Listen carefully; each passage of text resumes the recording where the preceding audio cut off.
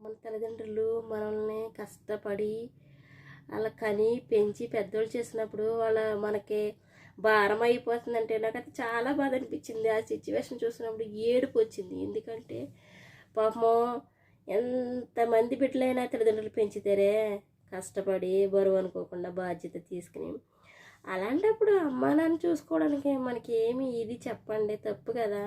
ఎంత పాపం అసలు, అలా ఎంత ఏడుస్తారు. నా బిడ్డ నన్ను చూస్తారు, విడిచిపెట్టారు.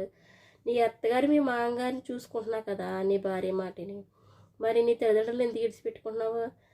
అమ్మ తల్లి, నీ తల్లిదండ్రులు అంటే నీకు అంత ఇష్టమైనప్పుడు ఎదరోళ్ళు తల్లిదండ్రులు కూడా అలాగే కదా, అత్తమామలైన తల్లిదండ్రుల్లో చూసుకోవాలి కదా.